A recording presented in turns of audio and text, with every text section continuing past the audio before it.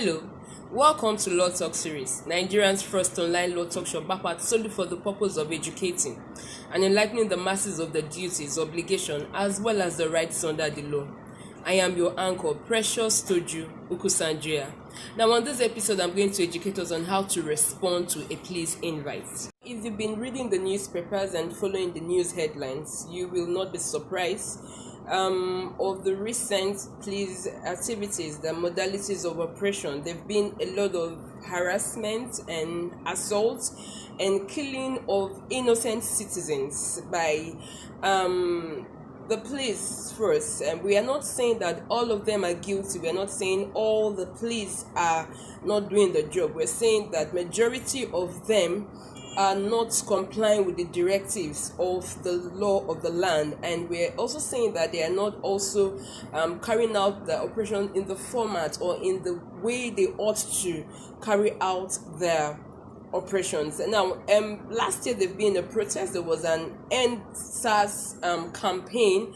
That is the Special Anti-Robbery Squad. There've been a campaign against towards the federal government to put an end to the SARS because of the modalities of the operation. Most of them, the way they dressed, the tattoos, the hair, and not even a uniform. So at times you won't even know that if the police officials or not. So there've been a protest last year, and it's also ongoing this year, that the federal government should put an end to SARS. So the Nigerian police was assuring the citizens that there's been a reform, or there is an ongoing reform in the police first.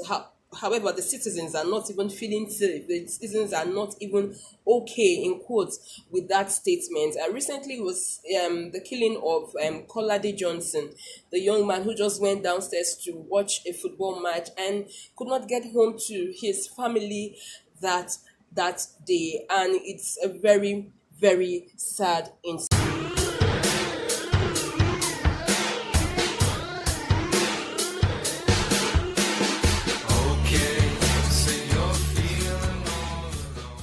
There's also been a viral video going online by the popular famous Yoruba actress Iyabo Ojo, whose son was battered, assaulted by SARS. And in fact, the funniest aspect of it is that she was told, she was able to get her son out because it's Iyabo Johnson. Now, watch the video for yourself. Okay, good morning. I hope this video gets to the president, the vice president, the people in charge of the SARS force, the police force, military, everywhere, please. President, our president, vice president, governor. It's not funny anymore. You people need to look into SARS. It's not about having few bad eggs. You have a lot of bad eggs. And when you have a group or a force that has like 90% of bad eggs, then you need to do something very fast. This ending of SARS must take effect. They need to end SARS. Because a lot of youths are dying. A lot of youths are living in fear. And it's not right. When you people were growing up, the president, the governors, the rest of you, when you were growing up, I don't think you guys lived in fear like the youths live in fear now. When my son came home in December, on my birthday, they went out to get something for me, and the SARS people stopped them. Him, his cousin, my son was driving the car. They came down, brought out their guns, hit their car, harassed them, collected their phones. And when my son's cousin asked, why are you guys harassing us like this? We're not armed robbers. They beat the hell out of them. They beat the hell out of my son. I was in fear. I had to constantly be on the phone and then they let my son go, and they said because it's me. So what if it was not me? Would you have killed my son and his cousin? I mean, so ever since till he left. Just last year, a colleague of mine was battered, assaulted by the tax force in Lagos State. In fact, they beat him to stupor and broke his glasses. They didn't even know he was he was a lawyer, or he's a lawyer as at the time this incident was on, and but the point is, they didn't even have to know that he's a lawyer. Whether he's a lawyer or not did not matter. The issue is that he was battered, and it took the commissioner of Lagos State to come to the bar center to tender his apology. So the situation is that bad. Personally, I've had my own experience with the Nigerian police force, and there's a particular one that keep ringing in my head. I keep seeing it all the time. That was like 5 years ago. I was actually even pregnant. I went to the police station, and I got a call that the client was arrested, so I had to go to the police station to know what the issue was. And the officer kept telling me, your client is a criminal, he stole, he did this, he did that. I said, fine, what are the charges?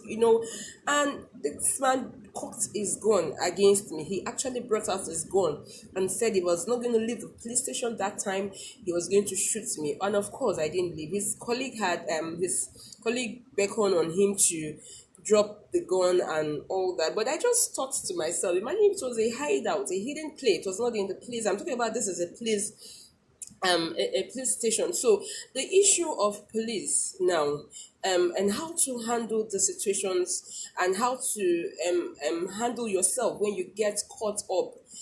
It's not a matter of who you are or how influential you are. It could happen to anybody. It could happen to anyone, irrespective of your status in the society. So this episode is solely talking about how to respond to a police invite. When you get an invitation from the Nigerian police force, any station whatsoever, how should you respond to it? How should you go about it?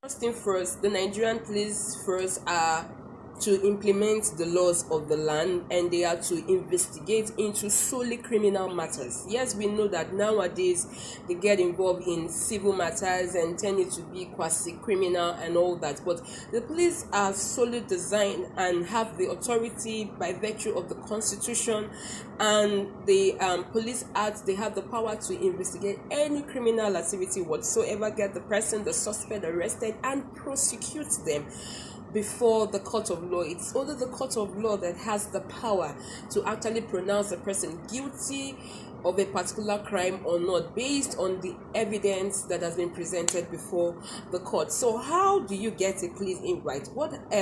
How does a police invite come about?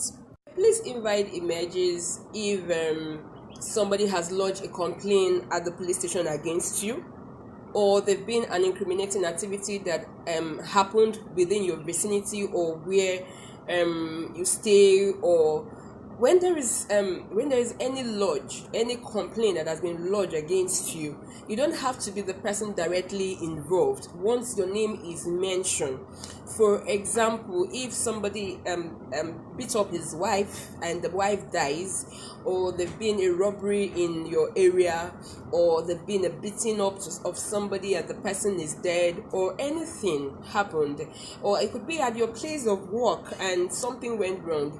But as long as your name is mentioned, as long as there's a complaint that has been lodged, as long as something happened and you were involved. Now, it does not matter where you were as at that point in time, as long as your name has been mentioned, or you are within the vicinity or presumed to be within the vicinity where the incriminating activity or criminating activity happened, you may get an invite from the police station. So basically, an invite comes where there's been a formal lodge, a formal statement made in respect of something that happened that is criminal in nature. So in respect of this, you can get a police invite, and a police invite can come through a letter the police will formally write to you that there's been this case reported, and this person has reported the case, and that you should come for an interview so that you can air your own opinion and give your own side of the story. So this is basically how a police invite come. They could also give a call across to you. They could call you that this is what has been happening, or this is what has happened, this is the report that has gotten to us. Please can you come to the police station and give your own side of the story so that they can have something to file. So this is how you get a police invite. This is how one can be invited to the police station. So how do you respond? That is the most important thing. How do you respond to a police invite? First thing to do when you get a police invite or a call by the police to come over to the station is do not panic. We understand that with a lot of things that is happening in the society, a lot of people are afraid of the Nigerian police force, and the police station is like a taboo, it's like a no-go area for an average or to any citizen. But the truth of the matter is that irrespective of the fact that we do not like the modalities of the operations of the Nigerian police force, we cannot do the work for them. They have been trained in a particular way to detect criminals and crime. So yes, there may be a few bad eggs among them, but we cannot totally scrap them out, because if we do that, we will be it will be at the risk of our life. So a police station is not a taboo, so to say. It's not a place that one should run away from. In fact, if you tend not to honor the invite, it sends a wrong signal to the Nigerian police force, because if you really have nothing to hide, there won't be any reason for you to run away or stay away from the invite. So first thing first, once you get the police invite, please do not panic, irrespective of who you are, irrespective of the nature of accusation, irrespective of the fact that you may be innocent or guilty. Do not panic for whatever reason. If the call comes, be steady, be yourself, respond well.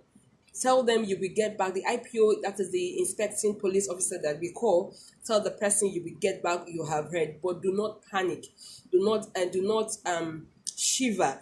Do not stammer. Do not panic in whatever way. Do not be afraid. Now, the second thing you should do once you get a police invite is inform somebody. Do not just rush to the police station without informing anybody. You just have to tell somebody, a relative, a friend, a colleague. Let the person know, oh, I just received a call from the police station. This is why they're calling me. I want to go to the police station. And always ask the IPO, whoever calls, if it is a call, they will tell you. Let them tell you the exact police station that you're going to, and inform somebody. Please don't panic, inform somebody. And thirdly, do not go without a lawyer. Do not go for a police invite without a lawyer. Contact your lawyer.